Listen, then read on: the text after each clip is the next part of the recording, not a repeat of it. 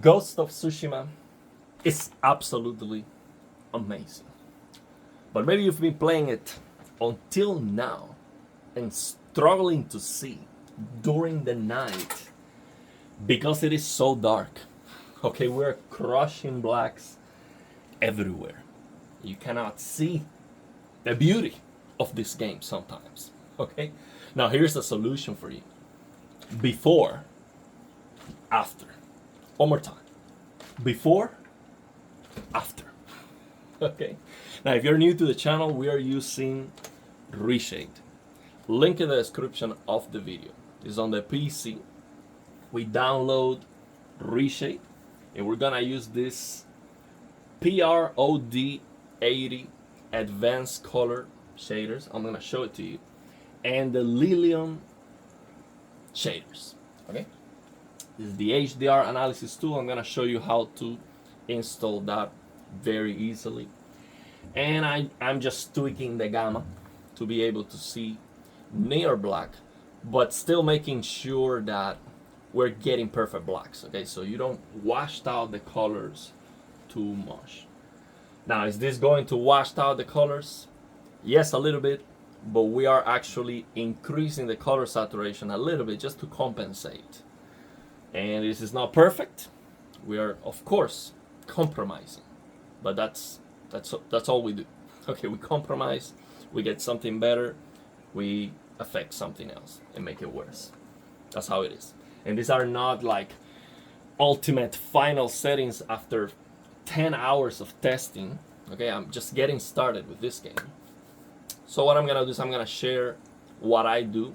You can do the same, test it on your own monitor or TV and customize it to your liking. Maybe you would like it to be even brighter, near black. Okay, so this is very easy. We're gonna download ReShade, link in the description of the video. You select, where you have the game, and then here are all the list of effects that we have available. Now what I do is I hit here on check, and then I select only the Lilium shaders, which is this, let me find it real quick. Okay, ReShade HDR shaders by Lilium. Okay, this is an absolute must if you have an HDR display on the PC. And then I'm going to also look for this advanced color shaders, this PRD color shader. Let me see if I can find it right here. Maybe below here. Okay. I'm sure I went over it already. I don't see it. Okay, here it is. Color Effects by PROD 80. That's what you need. Okay, those two. And then we just hit next. And then for many games that don't have a very good native HDR, or even for this game, if you want to try it, I think it is crashing, so sometimes this is going to crash, but give it a try. It works very well for Unreal Engine games. Give this a try. It is called Auto HDR by Endlessly Flowering. This is Lilium. Original by Major Paint the Cactus. This is going to look like the best HDR you've ever seen. Okay, it just looks absolutely amazing. Of course, it's SDR to HDR conversion or whatever. It looks fantastic. Let me tell you that.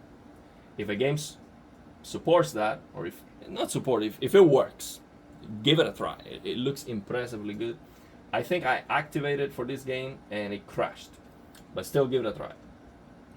And here I also use sometimes this shader toggler, but I have a specific tutorial for that. It's a lot more advanced. It takes a lot longer to figure it out. I'm still figuring it out. It's just to remove HUDs in some games and stuff. We don't have this problem here. This game, it has such a great, there's no mini-map and go here and then you have like a health bar all over the place stuff.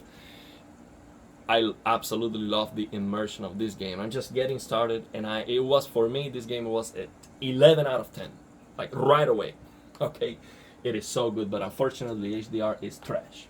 Okay, not trash because the black level is not raised, but it is crushing blacks and the sliders are not working right. Okay, we have a paper white slider that doesn't affect the picture quality at all. It is just changing the brightness of the hot elements and the main menu. So I just lower it to the minimum. It's not working. And then we have this peak brightness slider. So my recommendation is max out the peak brightness slider on the game. So we use this tone mapping from ReShade instead. Because if you lower the in-game slider, then the game is doing tone mapping. And when the sliders are not working right, I just don't trust on them.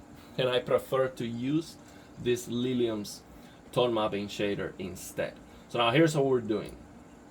I'm using first this PD8003 curved levels to fix the black level, to fix the crush, okay, the black level crush, to get more visibility near black. So these are the settings I'm using right now. Again, these settings are not final, set in stone after 10 hours of testing. I'm just getting started.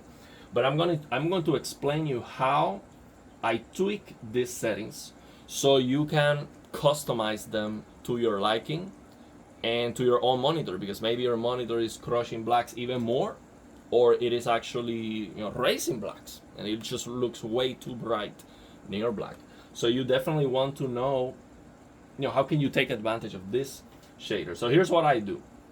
I get this HDR analysis tool out of the way, and then I use this contrast visualize. You just click here and you set it to 1, hit enter, and then you're gonna see this. You're going to see this line here. Now, the first time I saw this, I'm gonna give credit to what was the name of the channel, man? Man, I forgot. I'm gonna have that in the description of the video. I forgot. Okay. I saw it on another channel. I forgot. Okay. I'm gonna have this and link to the channel in the description of the video and the shout out. So we have this reference line, this diagonal line, that's a reference, and then this is the lower end of the grayscale, okay, and this is the higher end. So what I do is I just bump that up a little bit, and the way I do that is by reducing these two gray toe position X and toe position Y. I reduce them and then I increase the toe position Y over the toe position X. So now when you do that, sometimes you messed up the colors completely and it just doesn't work with native HDR. Sometimes it doesn't work. Like as soon as you use this PROD 8003 curved levels shader, the gamut, the color gamut gets messed up. You see it clamps to SDR, to BT709 color space, and you lose the HDR colors and it's just not usable. Okay, but that's not the case here. Here it works very well. This is the way I fix the Cyberpunk HDR too, using this technique. So that's what I do. I increase that toe position Y over the toe position X. So as you can see here, toe position X 0.05 and toe position Y 0.075. So now usually I prefer here this toe position X in 0.03 and the toe position Y in 0.05. Okay, that's something that works very well in many examples, but in this case, when I did that, it was looking brighter than what I was looking for near black, in a way that I was losing some details. So basically I increased that to make it brighter, not so near black, if that makes sense. But this is just, you're throwing a rock anyway. So this is what I have so far. And then I changed the shoulder position X and Y to 0.495 and 0.5 to have this line here closer to a line. Okay, so my goal here is to just increase the gamma near black, but then make it a straight line here. Of course, I can keep going there, try to make it even perfect. But again, it is not perfect yet. I'm still gonna keep working on it as I play the game. So that is to fix that crush, that near black crush. Now the other thing I'm doing is I'm using Lilium tone mapping .fx. Okay, this is the Lilium shader to do tone mapping based on your display. Okay, so now what I found by maxing out the peak brightness slider on the game is that the game is pushing 1064 nits. So it is not 1500, at least not yet. That's why I'm saying I have to keep testing this, because maybe I keep playing the game and then at some point all of the sudden I have 10,000 nits, a zone that's 10,000 nits. So then I have to wait. I don't know, because the peak brightness slider might be messed up, or it might not be doing tone mapping at all. So far what I've seen when I max out that peak brightness slider on the game is 1064 nits. So then that's the maximum tone mapping brightness. That's what you select here. That's what the game is doing. Okay, so it doesn't matter which display you have. You have to figure it out using this HDR analysis tool. You have to figure out what is the game doing. So let me, real quick, let me remove this graph so it doesn't mess up the HDR analysis tool. So you have to figure out what the game is doing. It doesn't matter which display you have. This is the max CLL, max nits that the game is doing without the tone mapping. So that after you figure that out, that's the value you're gonna type in here. This is the value you're gonna type in here, where it says maximum tone mapping brightness. And then here, where it says target brightness, that's where you're going to enter the brightness that you are looking for depending on your display tone mapping. So it doesn't matter if your display is 500 nits or 1000 nits. Of course it matters, but what matters is what is the tone mapping target of your display. Okay, all displays do tone mapping, even if they have HDIG, just because of ABL. But here on the LG OLEDs, we have this HDIG option, which is supposed to hard clip at a specific target. So this LGC one is hard clipping at 800 nits on a 10% window. It's doing tone mapping due to ABL, but we get somewhat accurate image when we can. Okay, if the brightness, if the max CLL is 800, we get those details and it looks good. Of course, there's no accuracy here because we are changing the gamma anyway. But I'm saying if the source is the creator's intent, you get something sometimes that resembles that on a 10% window here with the LGC one. But if you have a different display, it is 1500 or 2000, you can enter that here, okay, and get that brightness. You can get more brightness if you need it. So if the game is not pushing 1000 nits, you can actually push more brightness here. Okay, I think you do get that increased brightness. Let me see, actually 800 right now. So if I push here 2000, let me see, 2000, there you go, you get more. Oh, right now it says 390. Let me see, target brightness. Yeah, you do get more. Yeah, not on this scene. Yeah, see, 1200. Let me look at the moon right here. Yeah, you do get more brightness if you do that. So you can push more brightness than what the game is. Look at the moon right now. That's 1200. So it's not quite 2000, but yeah, you have to tweak that value if you need more brightness of what the game is actually pushing. And of course, on this recording, all of this is going to look way too bright, and you cannot see the moon here because of my camera settings. I was aiming to show you the near black, so then the things that are bright are gonna be a mess. So that's what you do here. So now for me, 800 because I'm using HDIG. And if you think that HDIG is way too dark, it is because it's crushing blacks. It's not because the the brightness of the game is wrong. I think it's okay. It's just crushing blacks. So then I am using this BT2446 method A because I like it. It is not affecting the overall brightness as much as this BT2390. If you use the BT2390, then you are reducing the brightness significantly. And if you use dyes, it actually keeps the same brightness that if you're not doing this tone mapping at all, which is very nice. But sometimes you crush you clip some highlight details. That's why I'm not using it. Plus, I like this BT2446 method A because here under BT2446 you have this gamut compression option, which I like because I can get actually more color saturation.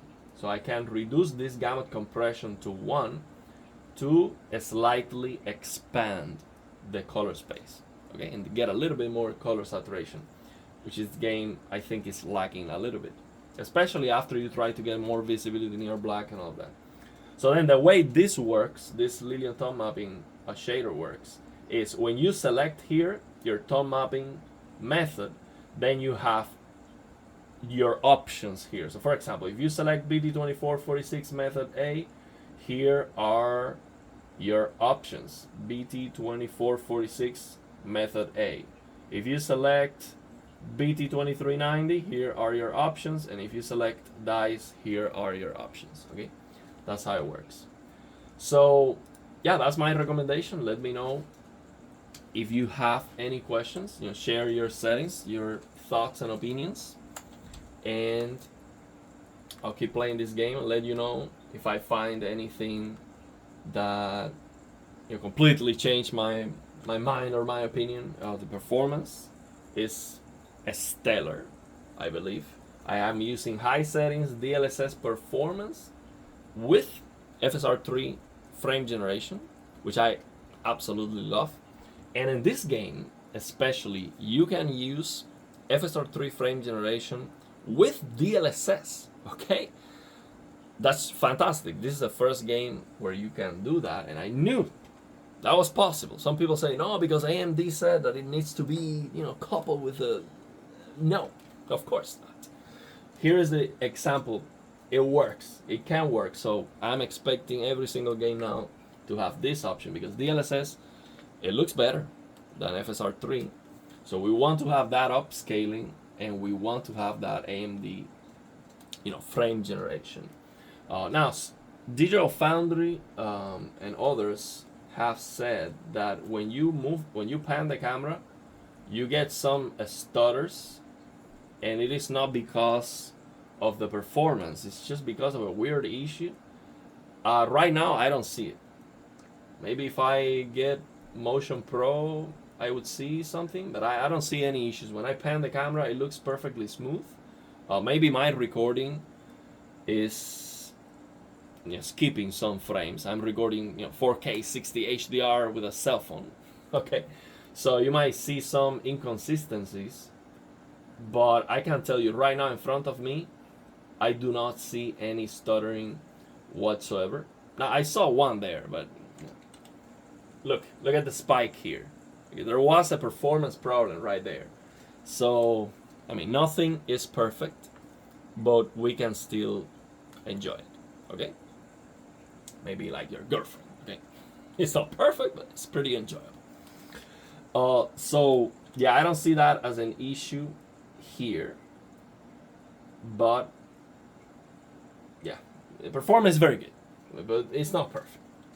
Okay, but I cannot complain because of that. So yeah, the other thing is, what else? Let me see what I was gonna say here. So let me show you. I'm using DLSS performance, graphics, high settings. Oh, this ambient occlusion looks worse with HBO Plus. I don't know why. This Sony games, Spider-Man 2, Spider-Man, the Amazing Spider-Man, also had some issues with HBO. I don't know why, but yeah, this It doesn't look better, the ambient occlusion with this HBO, which it usually does. So yeah, I don't know what's going on here. But yeah, game runs like a dream. I had one crash. I don't know why. Maybe because I was, minimizing the game.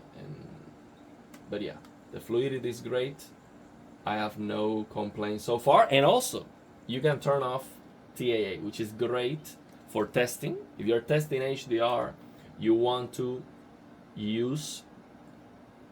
turn off TAA completely. So you want to turn off the upscaling completely. You can do that here and turn off anti-aliasing for testing. So you get less shakiness on the graph. There's all this noise here that goes away. Most of it goes away, and it gives you a more accurate reading. And you want to also use this photo mode for testing, so you have really an accurate reading. Now again, right now there's no perfect blacks, but I tested this on a different area and I was getting perfect blacks, so it's okay. If we can push it here somewhere, we should see perfect blacks sometime. I don't see it right now, but I tested on a different area, and at the beginning inside that building I was getting perfect blacks. So yeah, well, I'll keep testing. So yeah, I think that's all I wanted to say. I think I forgot one thing, but yeah, let me know your thoughts and opinions, and if you have any questions.